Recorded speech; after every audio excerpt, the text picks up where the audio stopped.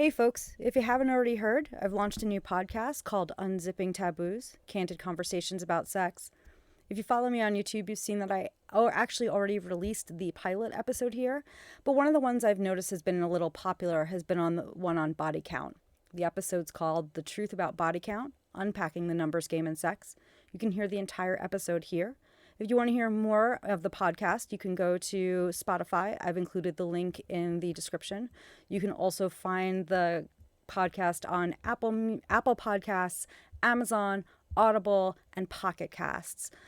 Don't worry, I'll still be doing my weekly sex Q&A. That's going to release every Sunday night. The podcast new episodes come out every Wednesday at 8 a.m. Eastern Time.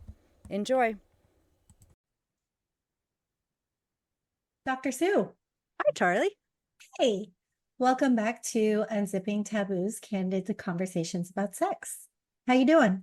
I'm getting tired. How are you? But I'm excited to be here. I'm excited to be here too. But yes, it's getting to the witching hour for me, quite frankly. But I am very happy to be here and happy about our topic today. But before we get into what we're going to talk about, this is Unzipping Taboos, Candid Conversations about Sex. I am Charlie. I'm here with Dr. Sue. And Dr. Sue, why don't you just give a quick synopsis. Look at me using SAT words. Give us a quick background on this podcast. Why this podcast? Why are you here? So a little bit about me and a little bit about the podcast before Charlie yanks me out and stops me from talking. So I have a couple degrees in health education and I have a PhD in human sexuality education. You can actually get a degree in that. And so I've been working as a sex educator for a number of years, working in academia, working in community settings, working with healthcare providers. And the thing that kept coming up for me was that people really wanted to have conversations about sex, but it was always surrounded by shame, whether that was personal shame or even institutional, like we don't talk about that here. So a few years ago, I started doing some Q&A with anyone who submitted questions to my website. So you can find me, Hey Dr. Sue, on Instagram, social media, Facebook, I guess that is social media, YouTube.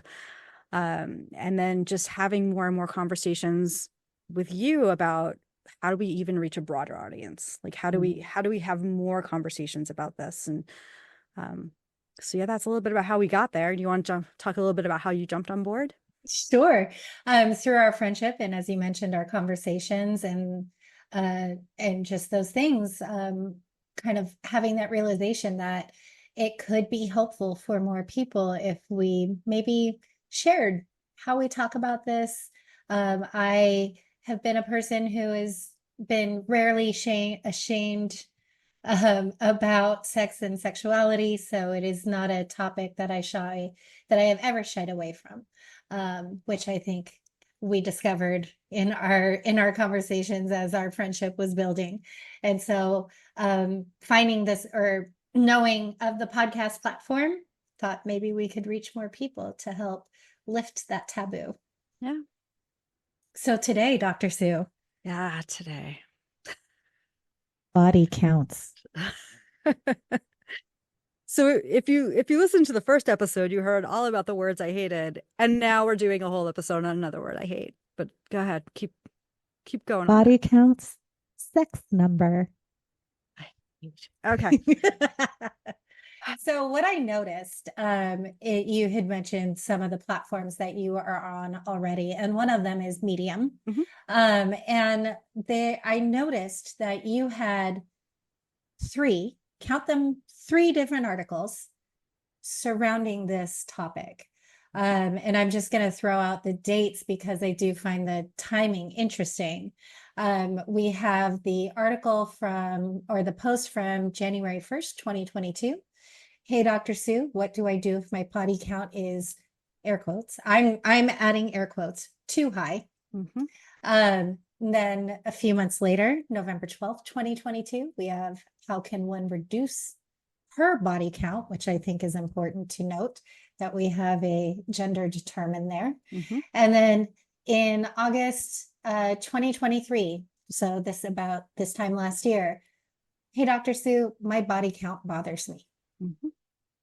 And I can imagine you have these 3 articles. I can imagine these are just 3 out of the many questions that get submitted to you around this topic. Yeah, and it's a challenge because I try to answer questions as they come in, and but I also try not to.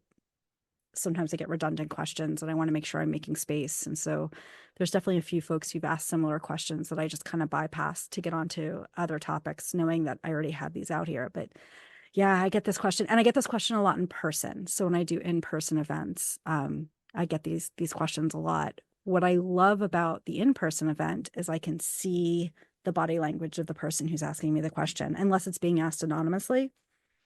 So I'll do events sometimes where questions are still submitted anonymously by people who are there. But when someone is brave enough, because I think this is a really brave thing, when someone is brave enough to kind of approach a microphone and say, I'm concerned about my body count, or my body count frustrates me, I can, you could see that body language. And that's what's missing for the people who are submitting questions online. Um, but like you pointed out, there was that one where they definitely did give their gender. And that was tagged with a sense of shame. And that's a lot of what I see. I see a lot of shame that's often associated with the term body count. And when I see it, it's usually associated with women. I think another lens to this, though, is I think the three of these, the 3 articles that I have up, and admittedly, I have not read all of them, but Shame. they all reference too high, Hmm. but there is also some shame Yeah. that can be applied to too low. And again, this construct of gender, and which we have talked about together in the past, is too high is ascribed to women, Hmm. cis women, and too low is ascribed to cis men. So So there's a different pressure why there. why is that, Dr. Sue? Answer the burning question. Oh, if I get into that question in a 5-second clip. But I think there's this expectation for men that they're going to be like sexual conquerors, and they're going to have more sex, and it's okay. And that they're encouraged to do so. Whereas I feel like for women, they're raised in a culture where they're supposed to protect who they give it away to. For those of you who are listening and not watching, just please, there's always like air quotes when we have conversations around with some of those words. But they're supposed to protect it. And so they're only supposed to give it to certain people, that they're only supposed to be having sex with people that they're bonded with, or they see a future with, or that they're married to. Whereas men aren't held to that same standard, that they're supposed to go out and sow their seed and have lots of unprotected sex, or just protected sex. Um, but just have lots of sex with different people, and it's more acceptable. And so what I find is that for women, it's suddenly they turn around and they feel like their body count is too high, and I don't know what that number is to be too high. And that for men, especially younger boys, who are feeling like they're missing something, or they're trying to fit in, they may feel like they haven't had enough sexual partners. So there is a very different pressure based off gender, also just based off age sometimes.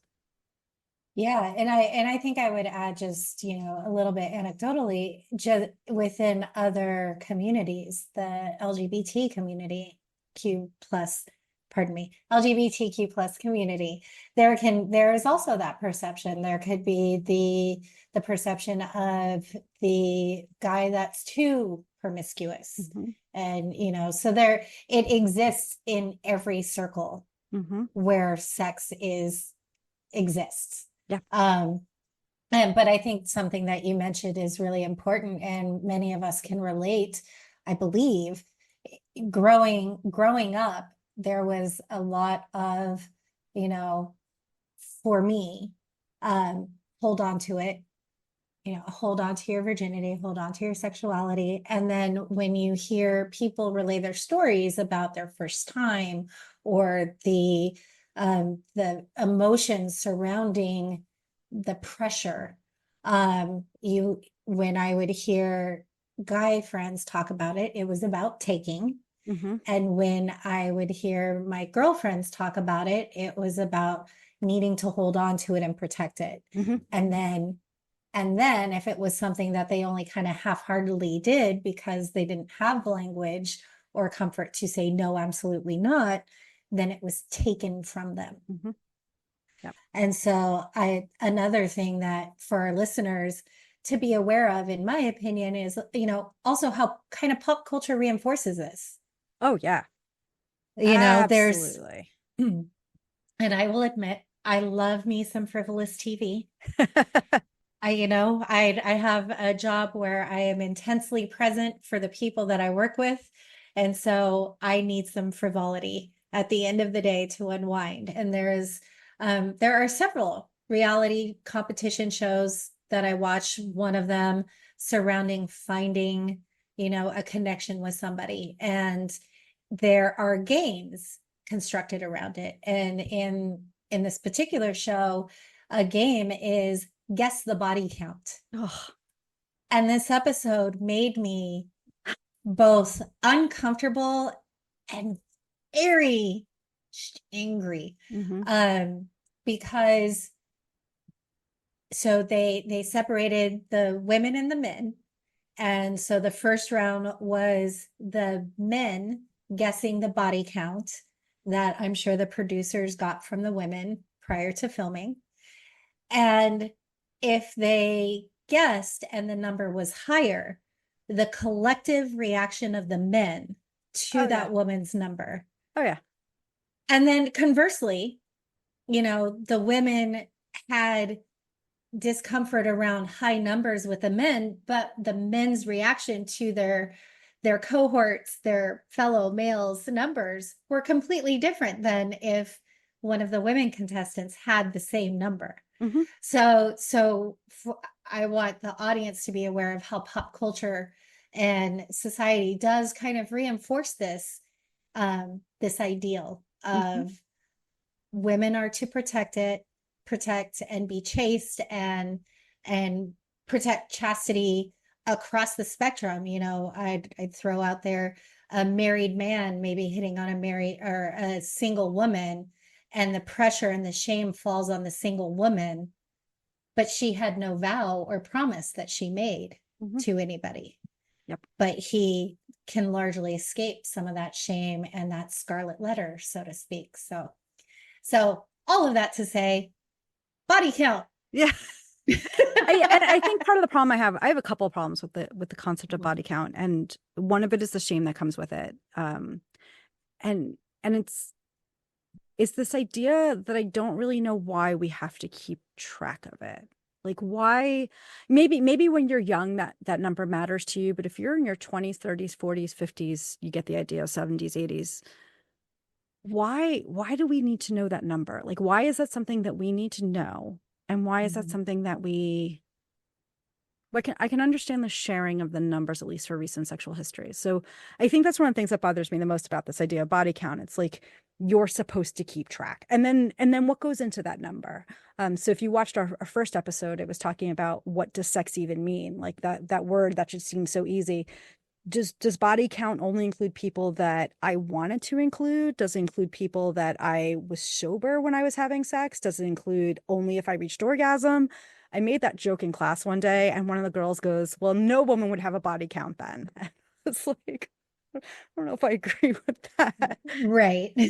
Um, so I guess the two problems I really have with body count is this idea of, well, what number goes into it? Is it every person you've ever been with? And if you were with someone, but then there were six people between you and the next time, like, do you have to count them? But also, why do we keep track? I mean, I think of all the things that I do in my life that I love and I enjoy. I don't keep track of how many times I do them. Right. Um, so that's part of my issue. I was going to keep talking. Do you have any thoughts on that before I kind of go into the health perspective on that? No, I think we're aligned there.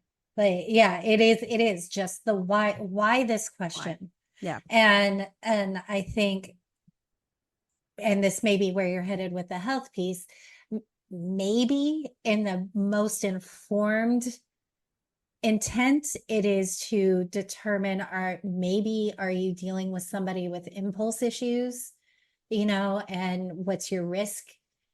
Maybe, but in in my experience, that question is not surrounding like, do you have addiction issues? Do you Right. have impulse control issues? It is purely like, have you had more than me? Yeah, it's and a coming, and as a woman, that, you know, there are implications there if and I never felt shy about giving an honest answer, because if that partner received that answer as like an affront to them, that had more to do with what they're dealing with than right. anything about what I did in my life. But yeah, again, in the most informed sense of the question, are you trying to assess, are you dealing with someone with broader issues, or is it just a way to figure out, do I matter? Is it really centered around yourself? Is that Yeah. information something that you need, that needs to serve yourself?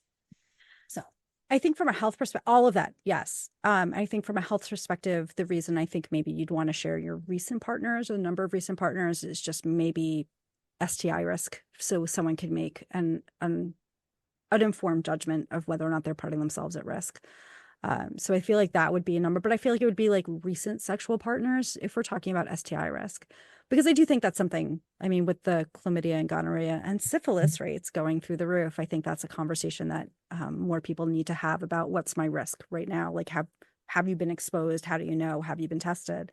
mhm, So I think knowing recent sexual history there could be really helpful. But I think you're right. I think that a lot of times we're asking that question so that we can make judgments or we can make assumptions.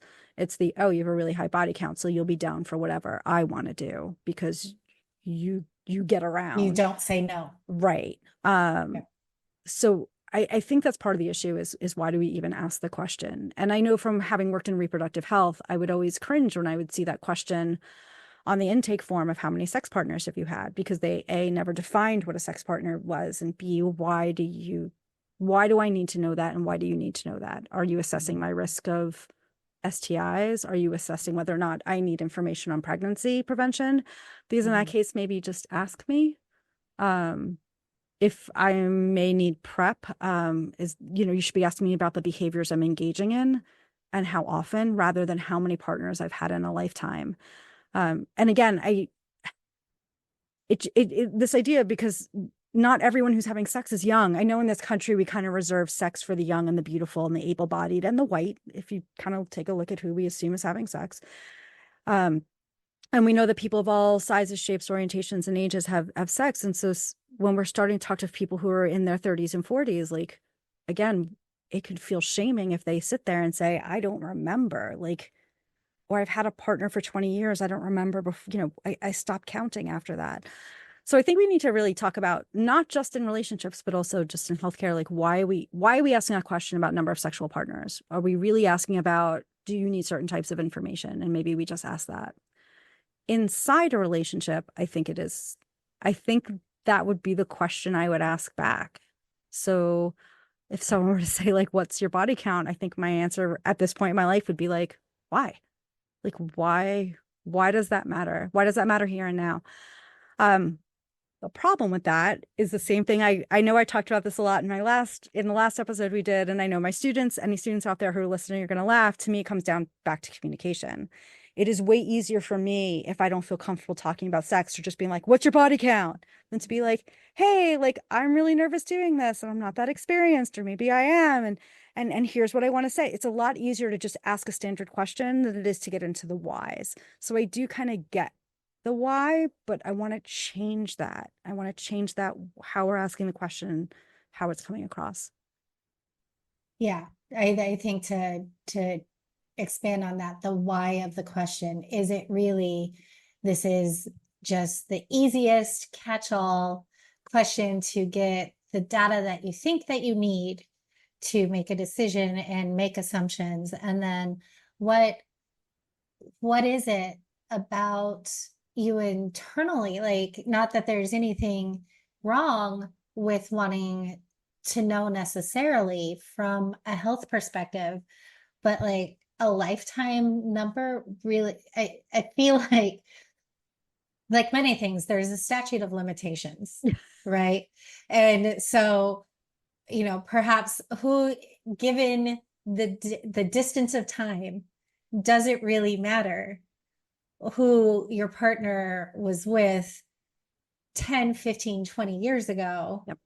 unless it presented an issue that they do need to disclose? And how are we going to lift the taboo to say, hey, is there anything I need to know Mm-hmm. before I do this? Are there any risks that you're nervous about, or that giving language around that question rather than making assumptions that because your potential partner's body count is high or too high, that puts you at a greater risk? Because the reality is, Dr. Sue, correct me if I'm wrong, it only takes one. Mm-hmm. So, you know, Mm-hmm. you could have a 1-for-1 ratio Yeah. on that, on that, Yeah. on that exposure risk. So Yeah. yeah. I think it comes back to knowing why we want to ask the question and figuring out if there's another way of doing it and making people more comfortable and asking the real questions they want to ask. And I don't think I've said it on this podcast yet, but I know I've said it 1,000 other places. In this country, it is easier to have sex than it is to talk about it for most people. And so if we can start normalizing having the conversation, and that can be hard. Like I mean, I talk about it for like 5 seconds in my class. Like, how do you have these conversations? But we're barely teaching people about their bodies. And then we're barely teaching about STIs and pregnancy prevention if those apply. And then we never get into the how do you have the conversation? Like, what are you supposed to, like, can you pass the ketchup? Do you have an STI? Like, that's a really, like, finding your way into that. Like, hey, look, do Right. you want to watch this show on Netflix? How many partners have you had? Like, it's, we don't ever talk about how to talk about it. And so we Mhm. don't have the language. And then if we do want to talk about it, suddenly people are like, why are you asking? What are you assuming, or what did you hear about me, or what are you hiding that Mhm. you're trying to get me to bring up my past so you can That's bring up making you yours. think to ask me Yeah. this. Yeah. Yeah. So I think that's part of the problem, is that it's the body count question is really a cover for something else. And we don't give people the permission, and we definitely don't give them the practice in having those conversations about the other things. The other really big, So, yeah, oh, go ahead.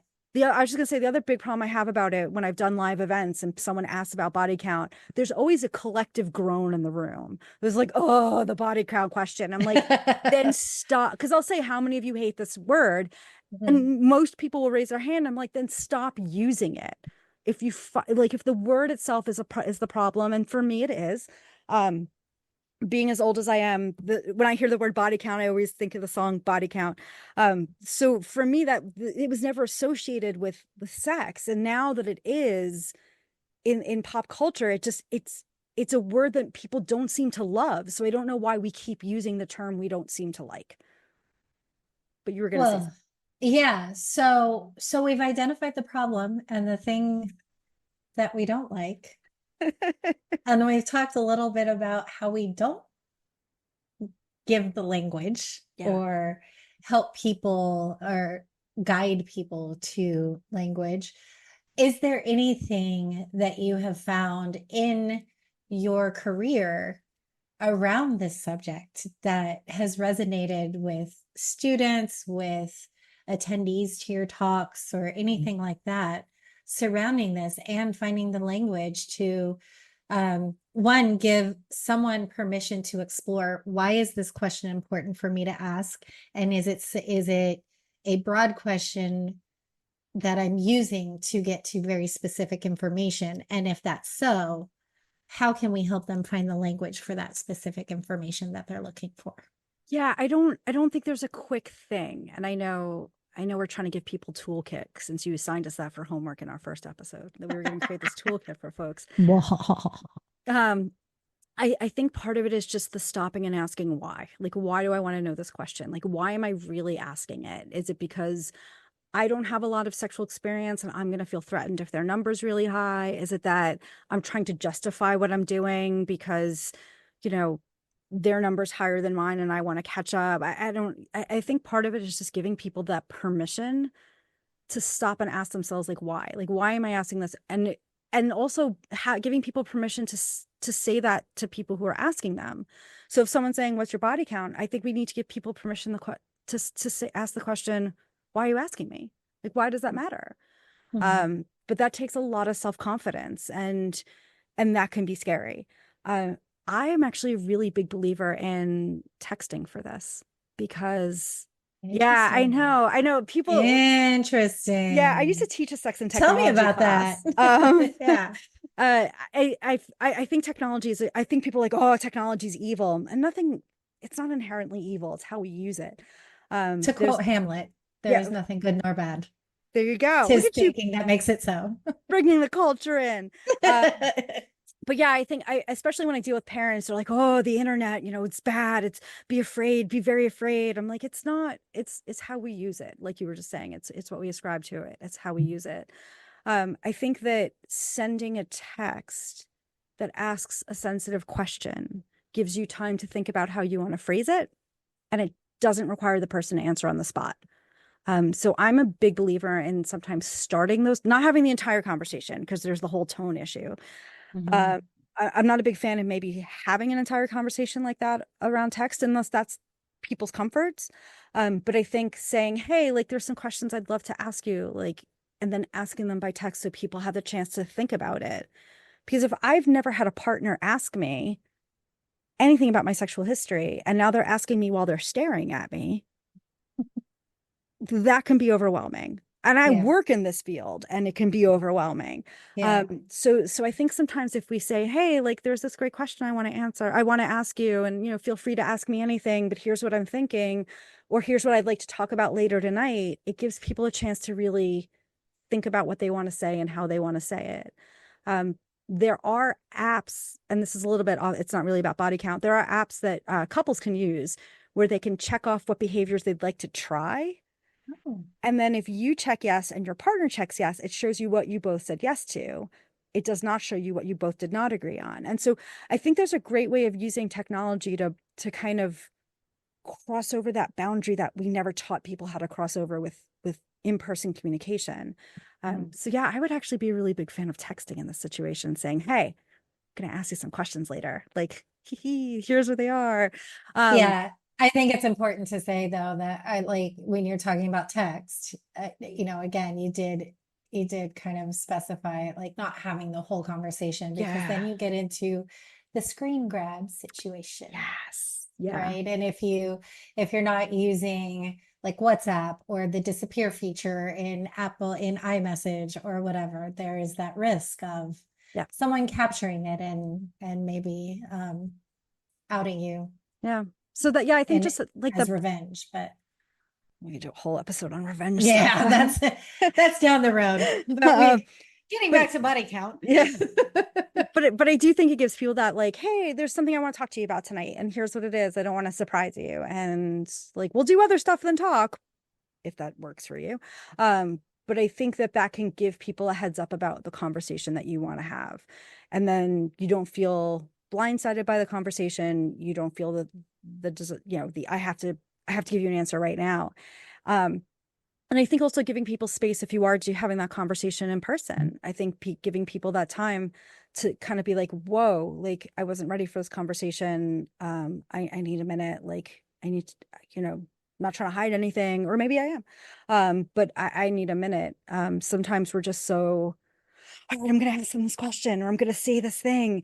And then we say all the things we want to say, and the person they don't know how to react. And so sometimes I think realizing that if we're having conversations around things we've never talked about before, the Mhm. other person might need a minute or five, and making sure we're giving them that time. And I think that's a really important point because we do in this society have this, we ascribe this motivation to not answer right away Hmm. to, well, if, I mean, we see it in certain kind of interrogation videos. Hmm. If you've done nothing wrong, then why is it so hard for you to answer this question? Yeah.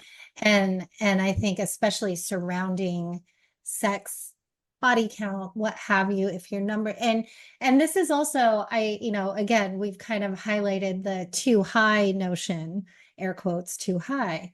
But if you feel some kind of insecurity or anxiousness around maybe like feeling inadequate because your number is air quote too low, this is really something, figuring out why you want to ask this question, this broad of a question, can really maybe help subside. So like if your body count is, again, air quote, too low, um, instead of saying, what's your body count, and then shutting off the person because their count is maybe higher than yours, instead of that, being maybe a little bit more specific and saying, hey, I have some anxiety just because I really like you and I want this to continue going. And I want to make sure that we are talking about what feels good together, getting to that rather than this broad way, because I feel from my perspective, this question was, or this phrase was largely developed for shame. Mm-hmm. And in many ways to shame women, because as we mentioned earlier, sex and chastity is something that we have been conditioned to protect, air quote, again, protect. And it has been something for men that men have been conditioned to conquer, as you mentioned. So taking the shame away from it to get to, hey, I have some insecurity or I have some anxiety around my number maybe being high. So just don't talk about the number, because it's based in that. Talk about partners, recent partners, to your point earlier, for health reasons, and being transparent so you are not inadvertently making a decision for your partner because you've omitted information. Right. But outside of that, be more specific about why you are, and unpack why this question is important to you. Yeah. Because if it's anxiety about performance or inadequacy or, dominant or anything, any of the things surrounding it, those things are all okay. And when you can have an honest conversation about that, that makes it that much more enjoyable, because now you've like leveled up, I was right? just You've leveled up the intimacy and the physical connection as well. Well, it's funny you say level up, because whenever I complain about body count, people are like, well, what word would you use? I'm like, can we call it leveling up? Like, we get a reward, we get a level up, we get a Right? crown, we get a Like Super something. Mario Yeah, and just da-da-da, level punching up. that. Yeah. So I that's why I was laughing when you said that, because that's usually the question I get is, well, what phrase would you use? And I'm like, I don't know why we need a catchy phrase, but player experience. I don't know how you do it. Yeah. I do just want to tell one quick thing before, I know we're going to wrap up soon. I just want to, one quick thing. I used to teach in the South, and I had students where if your level number, because I really don't want to use that term again, but if your number of sexual partners was anything over a 0, you are no longer acceptable as a potential partner, because they were waiting until marriage. Some of them were waiting until marriage, and they would not be with anyone who had ever been with someone else. And so when we're talking about too high and we're talking about too low, all with air quotes, a lot of that's going to be dictated about by where you are and your culture and your values. And so that's why I think it's important we're talking about the why does the number matter, and not just the number itself. Yeah. Yeah. Good Final stuff. final thoughts. Final thoughts. Figure out why you want to ask about body count, Well, that was you going to be know? my final thought. So we're synced up, We're which is synced. beautiful. and Yes. stop using the term. Like if when you use the term you roll your eyes, or when you read it in the description or heard the title of this one, though we don't have a cute title yet, but when we finally get a title for this episode, and if you saw it and went, oh, body count, do your part and stop using that term. And if you have a better term, let us know. All right, everyone. Well, thanks for joining us today on Unzipping Taboos, Candid Conversations about sex with Dr. Sue and Charlie. We hope today's episode sparked new thoughts and opened up dialogues worth having. Remember, your curiosity is the key to breaking down barriers and embracing a healthier understanding of sex and relationships. If you enjoyed the show, don't forget to subscribe, leave a review, and share it with someone who might need to hear this. Got a question or a topic you want us to dive into? Reach out to us via the link in the episode description. Until next time, Dr. Sue, it's been a pleasure as always, and keep the conversation going and keep unzipping those taboos. Take care.